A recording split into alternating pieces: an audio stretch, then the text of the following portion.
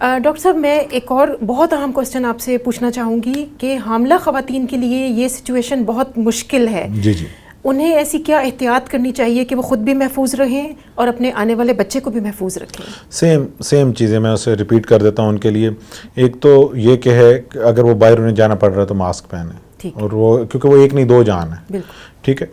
Mask पहने, पानी का इस्तेमाल ज़्यादा करें, ठीक है। और जो है उसके अलावा अपने एंटीऑक्सीडेंट्स, जिसमें जूस की बात कर रहा हूँ, फ्लूइड्स की बात कर रहा हूँ, नीम गर्म पानी है, कहवा शायद उनको बहुत ज़्यादा ऐसी सिचुएशन होती है कि वो पसंद नहीं कर पा रही होती हैं, लेकिन उन्हें हाइड्रेट रहना है, अपने पानी का जो क्वांटिटी है वो पूरी रखनी है।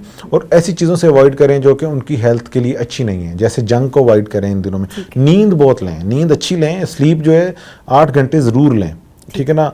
ये एक ऐसा फैक्टर है कि जो आपकी बॉडी के साथ कुछ भी चल रहा है, अगर आपने अच्छी 8 पॉइंटर स्लीप ले लिए ना, तो हामला ख़वातीन की नींद अच्छी होनी चाहिए, स्ट्रेस फ्री उन्हें होना चाहिए, उनका जो है वो एनवायरनमेंट कंफर्टेबल होना चाहिए, कोई ऐसी चीज़ नहीं होनी चाहिए जिसमें उनके लिए जो स्ट्रेस हो।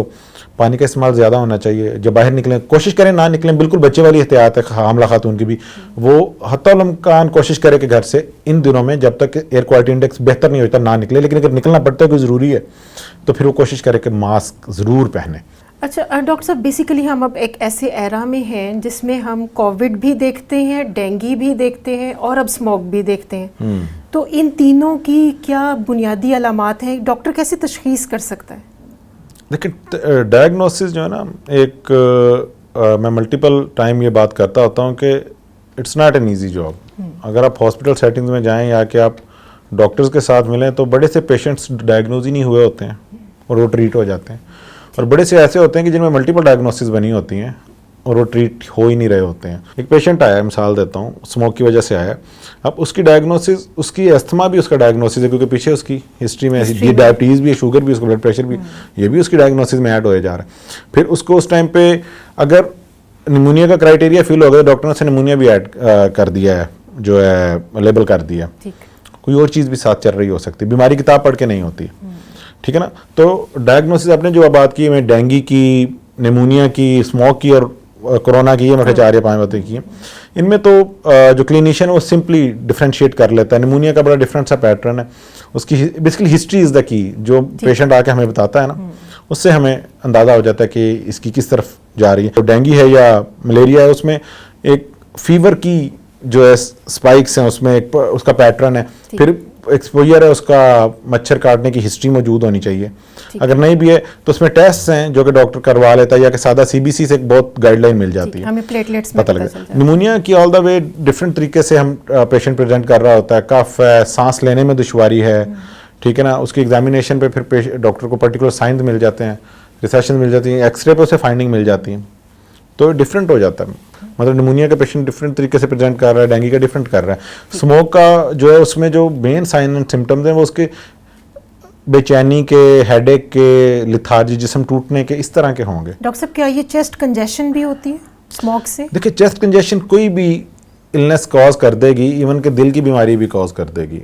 और चेस्ट कंजेशन वैसे ज़्यादा हम कार्डियोवास्कुलर डिजीज़ के लिए यूज़ करते हैं जो टर्म है, लेकिन जो आप बात कहना चाह रही हैं वो बेसिकली है कि जो फेफड़ों में जो सांस लेने में दुश्वारी होती है, वो ज़्यादातर केसेस में छाती से रिलेटेड बीमारियों में, दमा में, निमोनिया में, ठीक है ना, आ रही होती है। हम ऐसे क्या होम रेमेडीज़ यूज़ कर सकते हैं कि हमें बीमार ना हो, डॉक्टर के पास ना जाना पड़े, मेडिकेशन ना करनी पड़े?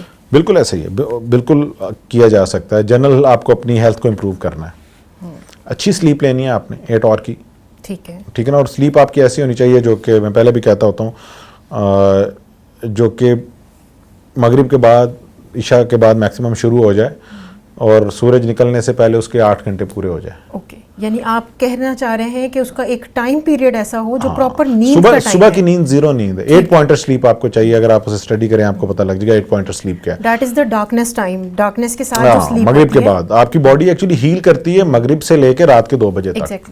इसके बाद वो हील नहीं करती है या कि बहुत कम करती है। तो हीलिंग का जो मेन टाइम ये है, तो आपने उसको मौका देना है। जो अल्लाह ने ये सिस्टम बनाया, जो जिस्म बनाया, ये बहुत एक टफ स्ट्रक्चर है, तो ये इसका एक अपना मैकेनिज्म है हीलिंग का। आपने स्लीप अच्छी लेनी है, फ्लूइड अच्छा लेना है, एक्सरसाइज करनी है, स्ट्रेस फ्री रहना है, इसको सर पे नहीं सवार करना है। सेम द केस जब कोविड आया था तो ज़्यादातर वो लोग इन्फेक्ट हुए थे, अब ये इस पे पता नहीं रिसर्चेज हुई हैं या नहीं, लेकिन ये हमारी ऑब्जर्वेशन में था जो स्ट्रेस्ड थे, जो सोचते थे क्या होगा। डॉक्टर साहब ये इस प्लेटफॉर्म से आप एक बहुत इंपॉर्टेंट बात कह रहे हैं कि स्ट्रेस जो है वो हमारी चीज़ों को ख़राब करता है, हमें ज़्यादा जल्दी बीमार स्ट्रेस कर हार्मोन देता रिलीज है। करता है ना हमारी बॉडी से, जो हमारी बॉडी को प्रोन कर देता है, अपनी वीकनेस की तरफ ले जाता है, उस सिस्टम को, उस कैस्केड को एक्टिवेट कर देता है जो बेसिकली अल्लाह ने फाइट फ्लाइट के लिए बनाया है, फ्लाइट के लिए।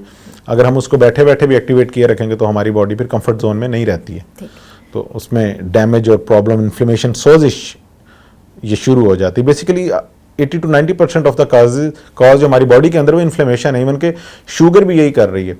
आपका कैंसर की भी पीछे जो इडियोपैथोजेनेसिस, उसमें एक बड़ा कॉज इन्फ्लेमेशन का, सोजिश का है।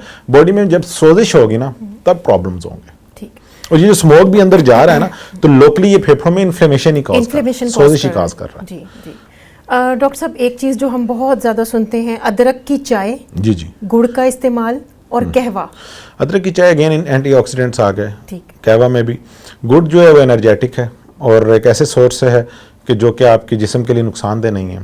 अब जैसे जो चीनी है ये नुकसानदेह है, गुड़ उतना नुकसानदेह नहीं है, ठीक है, या शक्कर। वैसे तो मीठा सारा ही कम लिमिटेड यूज़ होना चाहिए उसका। तो ये तीनों चीज़ें अच्छी हैं।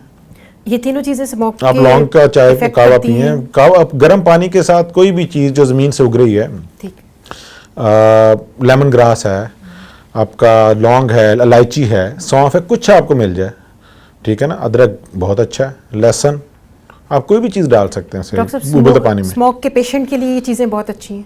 स्टीम लें। स्मोक के पेशेंट को शुरू में इरिटेट भी कर सकती हैं। शुरू में तो हमने, अगर वो आया हुआ अपनी क्यूट उसके साथ, तो उसको हाइड्रेट ही करना है, मेन जो फोकस है, और उसके जो सिम्टमेटिक उसका इलाज करना है। यानी आसान लफ्जों में हमें उसके लिक्विड्स को इम्प्रूव करना है, फ्लूइड्स को इम्प्रूव करना है। जब वो बेहतरी की तरफ चला गया तो ये वो हैं जो चीज़ें उसको दोबारा खराब पानी का ज़्यादा इस्तेमाल करें और जूसेस इस्तेमाल करें, फ्रेश सिट्रस और जूसेस, विटामिन सी फ़ायदा देगा, फ़ायदा देते